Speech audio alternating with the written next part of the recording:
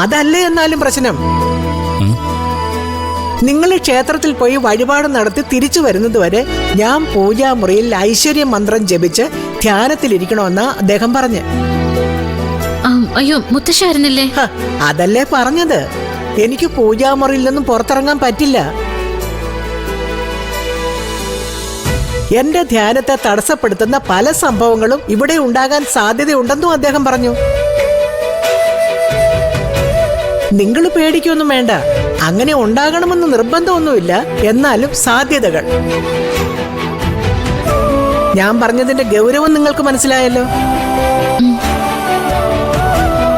അത്ര ശ്രദ്ധയോടെ വേണം നിങ്ങളും അവിടെ ചെന്ന് വഴിപാടുകളൊക്കെ നടത്താൻ. ധർമ്മദൈവം പ്രസാദിച്ചില്ലെങ്കിൽ പിന്നെ ഒന്നും സാധിക്കില്ല മക്കളെ. എന്നാ പിന്നെ നിങ്ങൾ നേരത്തെ കിടന്നോ,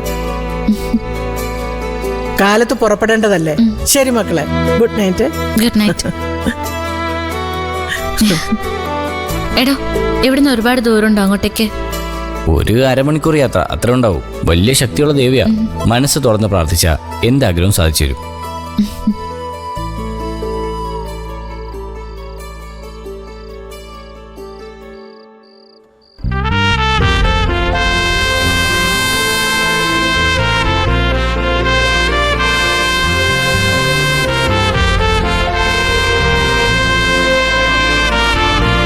ആമി, എന്താ ചേട്ടാ? നീ ഒന്ന് കണ്ണടച്ചേ. എന്തിനാ? നീ കണ്ണടക്കി, അന്നേരം പറയാം.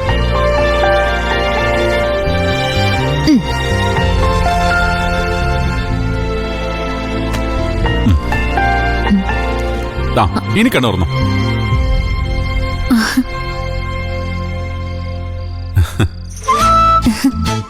ഇതെന്താ ചേട്ടാ? തുറന്നു നോക്ക്.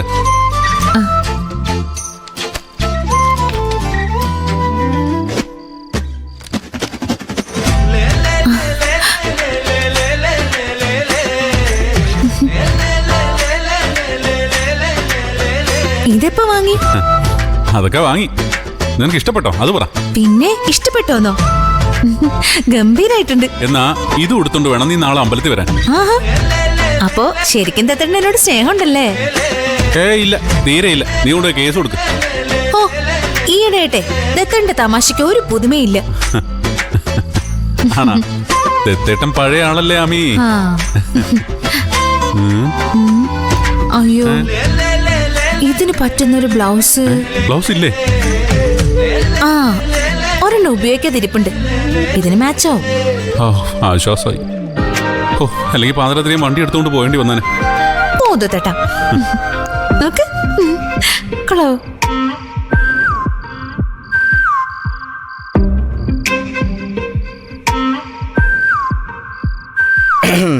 എനിക്ക് അങ്ങോട്ട് വരാവോ?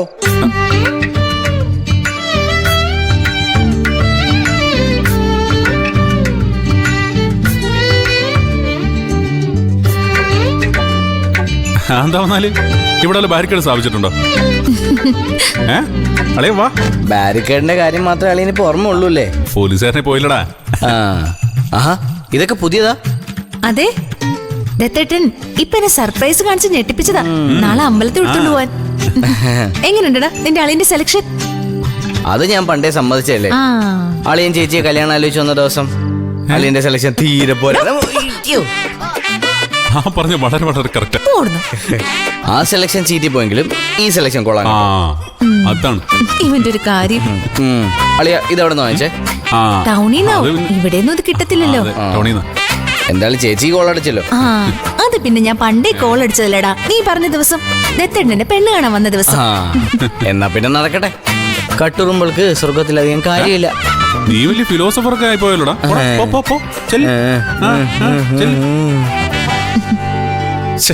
ആമി, അവൻ എന്ത് വിചാരിച്ചാണ്? എന്ത് വിചാരിക്കാൻ? അവന് സന്തോഷമായി കാണും. അതല്ലടി ആമി, ഞാൻ നിനക്ക് മാത്രമല്ലേ സാരി വാങ്ങിയുള്ളൂ. പൂജയുടെ കാര്യം മറന്നുപോയില്ലേ? പൂജയുടെ കാര്യം നിങ്ങൾ എന്തിനാ നോക്കുന്നേ? എടി അതല്ലടി, ഇവിടെ 2 പെണ്ണുങ്ങളുള്ളപ്പോ. 2 പെണ്ണുങ്ങളല്ലല്ലോ, ഇവിടെ 5 പെണ്ണുങ്ങളില്ലേ? അതെ, 5 പെണ്ണുങ്ങള്. മുത്തശ്ശിയും ഗോമതി ചേച്ചി, ആ ക്ലാരമേ, അവരെന്താ പെണ്ണുങ്ങളല്ലേ? അവരെ പോലെയാണ് പൂജ. അവൾക്ക് എന്താ കൊമ്പുട്ടോ? ദേ ഒരു കാര്യം ഞാൻ പറഞ്ഞേക്കാം മനുഷ്യ, നിങ്ങളിവിടെ എന്റെ കാര്യം മാത്രം നോക്കിയാൽ മതി. അവൾക്ക് വേണമെങ്കിൽ അവളുടെ ഭർത്താവ് വാങ്ങി കൊടുത്തോളൂ. നാട്ടിലുള്ള എല്ലാ പെണ്ണുങ്ങളുടെ കാര്യമൊന്നും ദത്തായിട്ട് നോക്കണ്ട. ആമി ഞാൻ എന്താ പറഞ്ഞു? കുടിലായാലും കൊട്ടാരമായാലും പെണ്ണ് പെണ്ണ് തന്നെയാ. എന്റെ ദൈവമേ, നിന്റെ സൃഷ്ടി അപാരം തന്നെയാ. അല്ല ഒന്നുമില്ല. അയ്യോ ചത്തേനെ.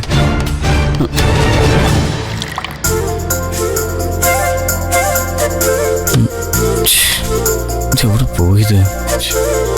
ഇവിടെയാണല്ലോ വെച്ചത്. എന്താടോ എന്താ നോക്കുന്നേ? ആ എന്റെ വണ്ടിയുടെ താക്കോല് കാണുന്നില്ല, ഞാൻ ഇവിടെ വെച്ചത്. താനെന്താ എങ്ങോട്ടേലും പോവാണോ? ആ എനിക്കൊന്ന് പുറത്തു പോകണം. ഈ രാത്രിയിൽ എന്താ?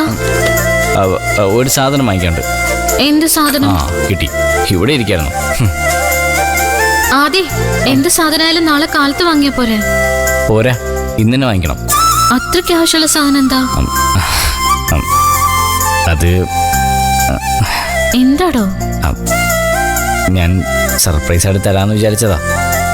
എന്ത്? ഒരു സെറ്റും മുണ്ടോ. ആർക്ക്? മുത്തശ്ശിക്കാ?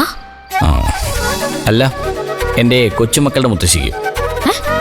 എന്താ? എടോ എന്റെ കൊച്ചുമക്കളുടെ മുത്തശ്ശിക്കെന്ന്. ഓ എന്റെ പൊട്ടിക്കളി തനിക്ക് വേണ്ടിയാന്ന്.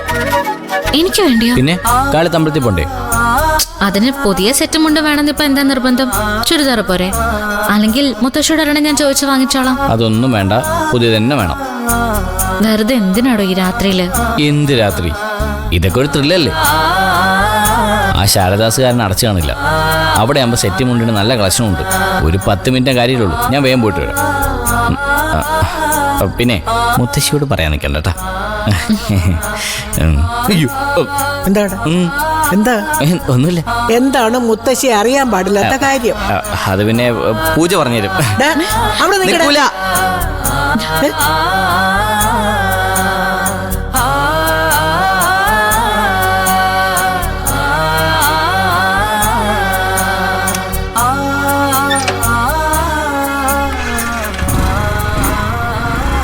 അവൻ ഈ നേരത്തെ എവിടെ പോയതാ മോളെ?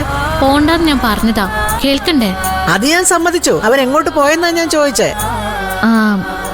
അത് പിന്നെ തുണിക്കടയില്. എന്തിന്? എനിക്ക് സെറ്റ് മുണ്ട് വാങ്ങിക്കാനാ. നാളെ അമ്പലത്തിൽ എടുത്തോണ്ട് പോയി. ദത്തന് ആമയ്ക്ക് വാങ്ങി കൊടുക്കുന്ന അവൻ കണ്ടു കാണും. ഇപ്പൊ ഇവിടത്തെ പോലെ അവിടെ മാത്രമല്ല, അവിടത്തെ പോലെ ഇവിടെയും തുടങ്ങിയല്ലേ? ഞാൻ പറഞ്ഞതാ മുത്തശ്ശി, എനിക്ക് വേണ്ട. അവൻ കേൾക്കത്തില്ല. അവന്റെ മുത്തച്ഛൻ രാമകൃഷ്ണൻ ഉണ്ണിത്താന്റെ അതേ സ്വഭാവം അവന്. ഒരു കാര്യം തീരുമാനിച്ചാ അത് നടപ്പാക്കാതെ പിന്നെ ഉറക്കമേ ഇല്ല. ഞാനും ഇതുപോലെ ഒരുപാട് സന്ദർഭങ്ങളെ അതിജീവിച്ചിട്ടുണ്ട്. പക്ഷെ കാര്യം പറഞ്ഞു വരുമ്പോ നമ്മൾ പെണ്ണുങ്ങൾക്ക് ഇതൊക്കെ ഒരു സന്തോഷമുള്ള കാര്യല്ലേ? നമ്മുടെ ഭർത്താക്കന്മാര് നമ്മളെ സ്നേഹിക്കുക, നമ്മൾ ആവശ്യപ്പെടാതെ തന്നെ നമ്മുടെ ആഗ്രഹങ്ങളൊക്കെ നിറവേറ്റി തരിക, ഇതൊക്കെ ഇല്ലെങ്കിൽ പിന്നെ എന്ത് ജീവിതമാ മോളെ? അവനെ എന്റെ ചെറുമകനായതുകൊണ്ട് പറയല്ല, അവനെ പോലെ നല്ലൊരു പയ്യനെ കിട്ടിയ നീയേ സുഹൃതവതിയാ. പിന്നെ അവന്റെ ഈ പിടിവാശി എടുത്തിയാട്ടോ, അത് കാലക്രമേണ അങ്ങ് മാറിക്കോളും. ഇനി അഥവാ മാറിയില്ലെങ്കിൽ അത് മോള് തന്നെ മാറ്റിയെടുക്കണം.